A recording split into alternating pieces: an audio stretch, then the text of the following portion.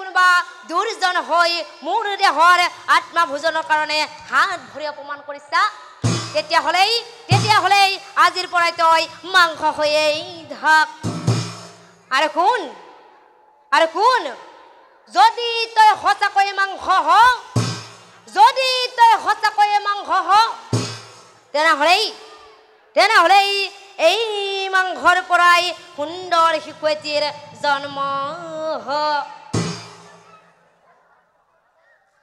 অভিশাপে অস্তবক্ৰায় বিদায় মাগিলা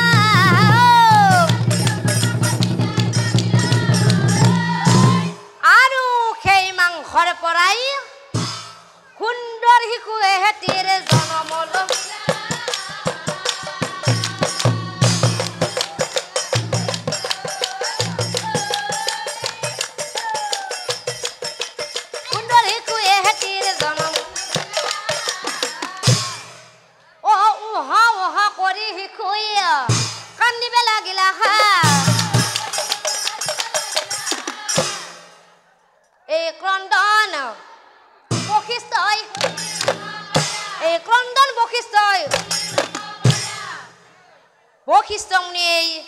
মনে মনে ভাবেই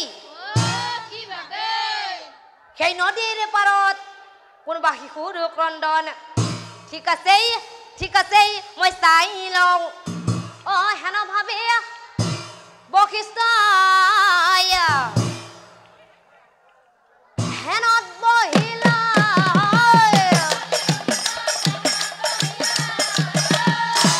আদি অন্ত যত কথা মুনি বুজি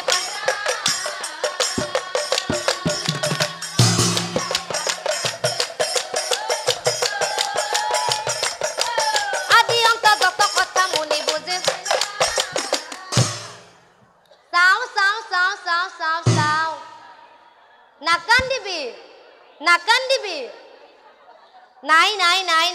নাই তোক মই হাতৰ কাষত নিম নহয় তোৰ দুটামান হয় মই হাতৰ কাষত যাবা সেহে যাবা দে শিশু লৈ বশিষ্ঠই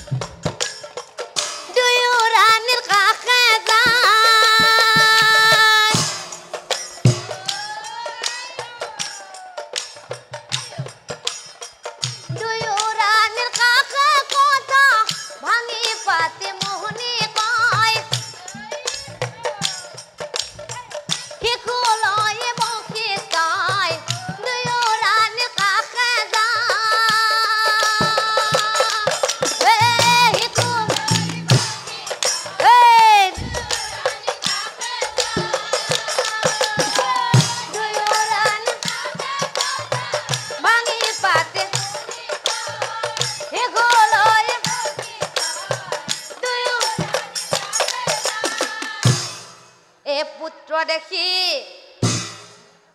দুয়ো ৰাণীৰ গুৰুদেৱ আনন্দমে মুনিক চাই দুয়ো ৰাণী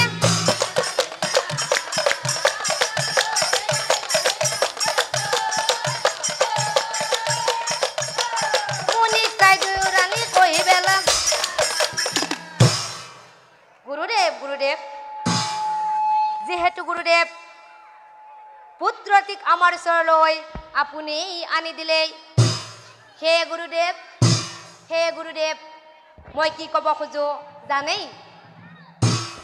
পুত্ৰ নামাকৰণ গুৰু কৰা এতিয়া কথা শুনি বশিষ্ঠৰ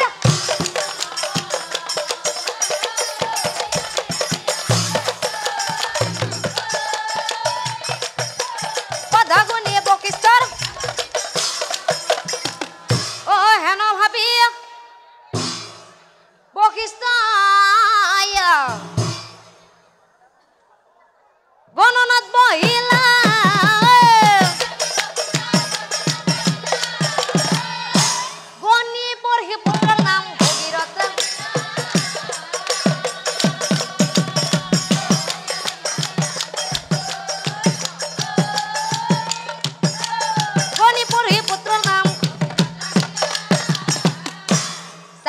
ৰাইজসকল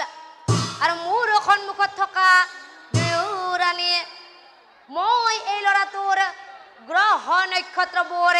মিলাই মিলাই মিলাই মিলাই মিলাই মিলাই এই ল'ৰাটিৰ নাম ৰাখিলো ভগীৰথ কি কাৰণে ভগীৰথ ৰাখিলো জানেই ৰাইজ দেৱগণৰ আশীৰ্বাদ অষ্টবক্ৰ মুনিৰ অভিশাপ আৰু শেষত পিতৃহীনতাৰে তুলি লৈছিলো মই আৰু সেই কাৰণে এই পুত্ৰটিৰ নাম ৰাখিলো ভগীৰথ আৰু তেতিয়া গণনা চাই থকা বুঢ়ী এজনে সুধিছিল হেৰৈ মুনিগণ আপুনিতো পাক লগাই লগাই বহু কথাই ক'লে দেৱগণৰ কথাও ক'লে অষ্টবক্ৰ মুনিৰ কথাও ক'লে আৰু লগতে নিজৰ কথাও ক'লে গতিকে ইহঁত আমি সেইবিলাক একো নাজানো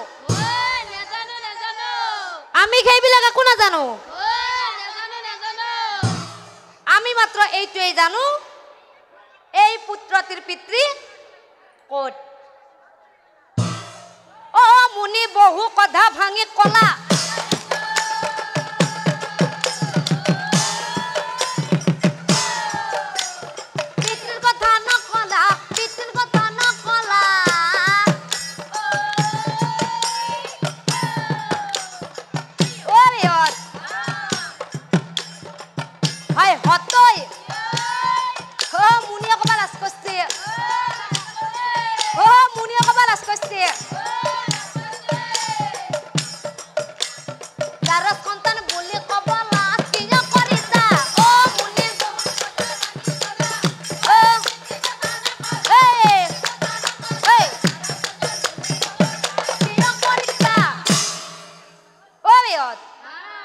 ভাই হতই